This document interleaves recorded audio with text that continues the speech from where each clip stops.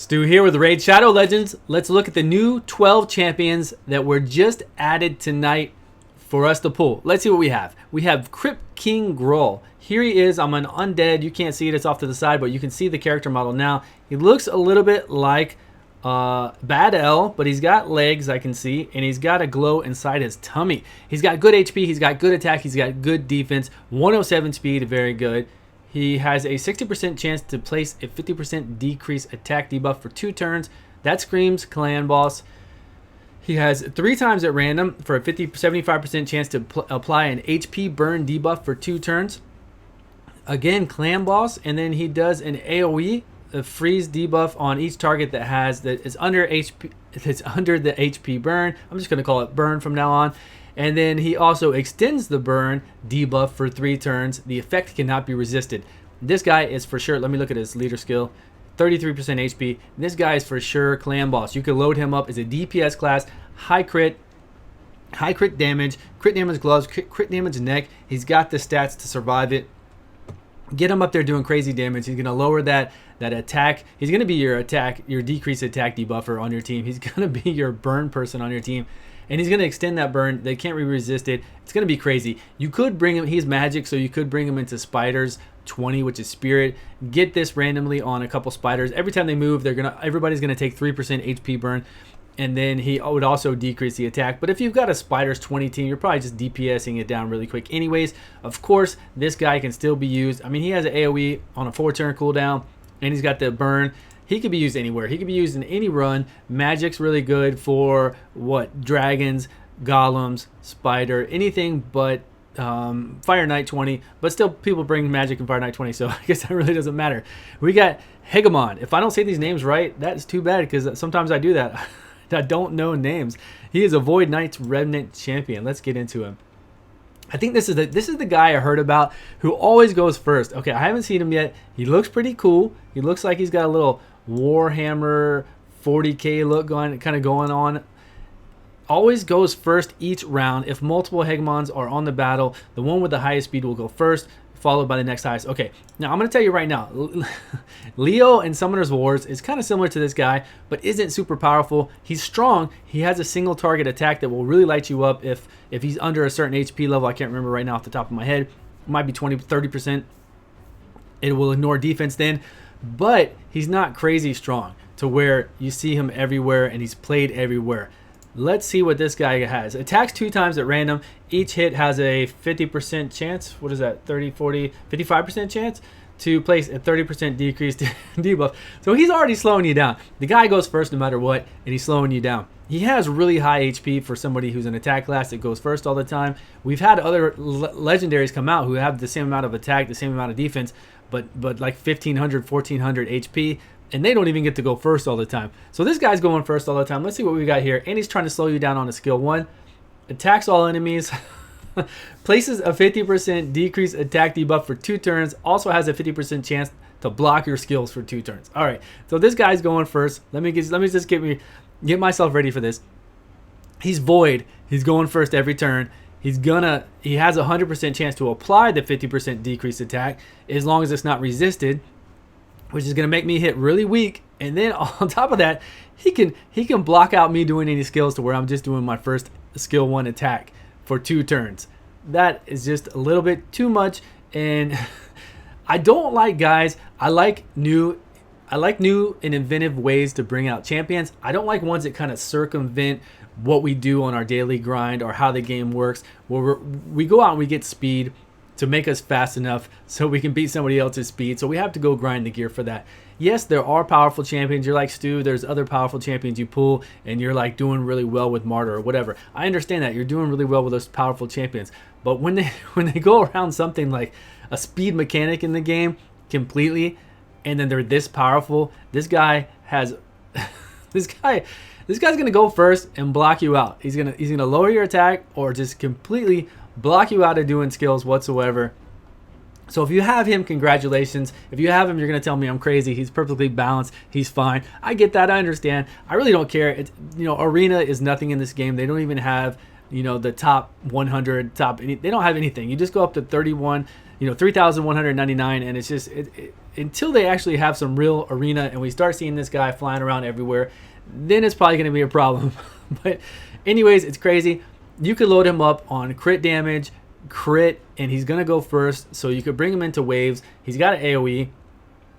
He's gonna do the decreased attack, which is tremendous for waves level 20 to negate them doing so much damage to you. If you're having problems on level 20 waves and you can put a 50% decreased attack on those champions, you will do so much better. This guy will always do it. He'll always hit hard because you don't have to worry about putting speed. It says 96, but it doesn't matter unless there's another one on the field, and that's only going to happen if you're in arena.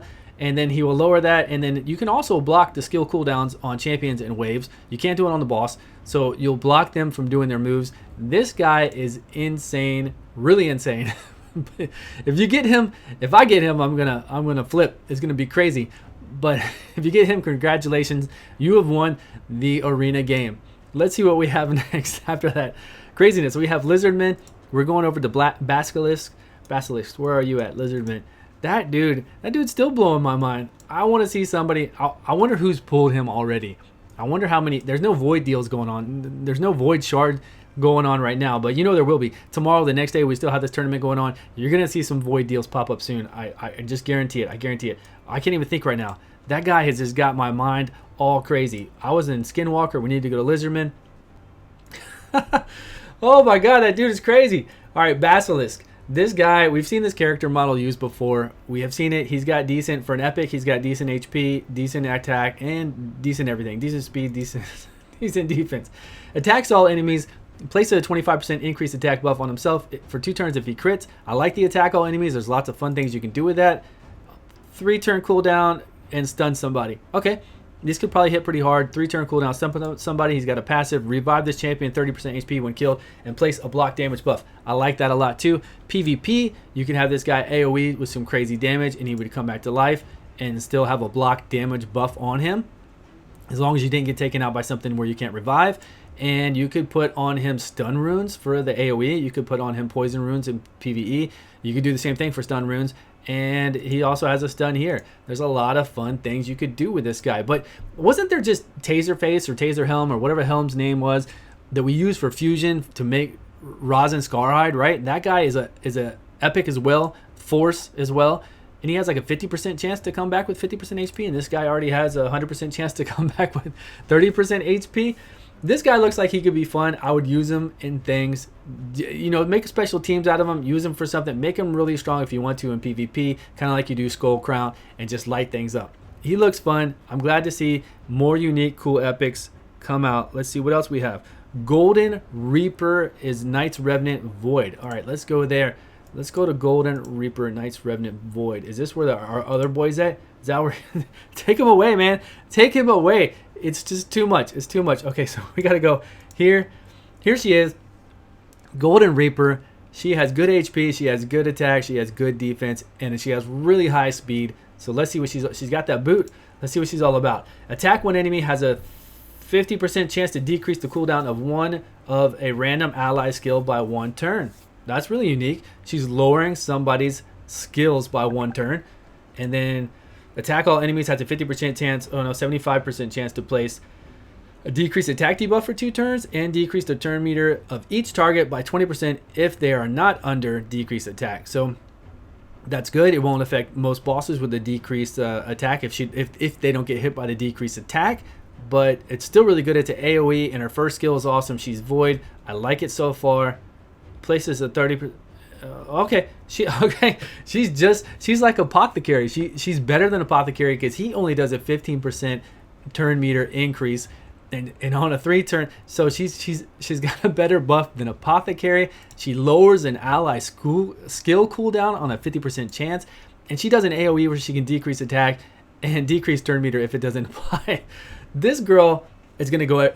I want to pull out of all the ones I've seen so far. I want to pull her the most and use her in everywhere I go. Yeah, you could say I want the legendary Void, Hegemon or whatever his name is, but this girl is legit. She is pretty cool. You're going to use a speed boost everywhere you go. I use Apothecary everywhere. It doesn't matter. It always increases your DPS in your turns to 2 turn to 2-turn all the waves and the bosses that you do. So you take 2 turns to their 1. You will use her everywhere. She's going to lower your ally skill cooldowns. That's insane. And then she does an AoE where it decreases the attack again. We already mentioned that. In waves, if you're having a problem with those 20 waves or anything that's super strong, you put that decreased attack on. You bring her into clan boss like you would for apothecary. You bring her into every run like you would. Give me this girl. I want Golden Reaper. I really want this. This will be so much fun. Golden Reaper. All right. I don't know how long this video has been. I think it has been pretty long so far. I'm going to the wrong stuff. Let me look over here. Man, so Golden Reaper I really like. And of course, this one I really like. I really don't like this one.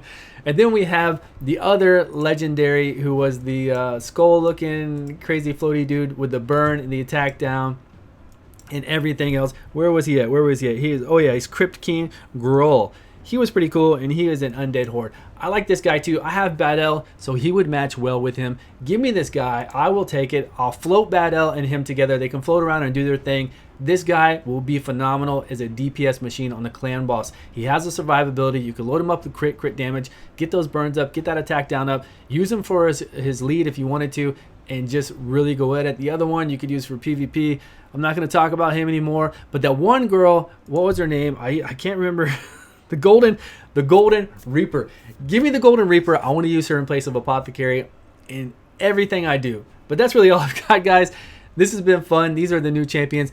Don't forget you can pull them at any time. They are added to the champion pool, so you don't have to worry about this tournament. I did a video on this tournament before it launched. It still is true, everything I said about it, even to now. So I'm gonna leave a video link above my head to that video so you can click on it and read all about what I think about the tournament. And I will see you guys on the next video.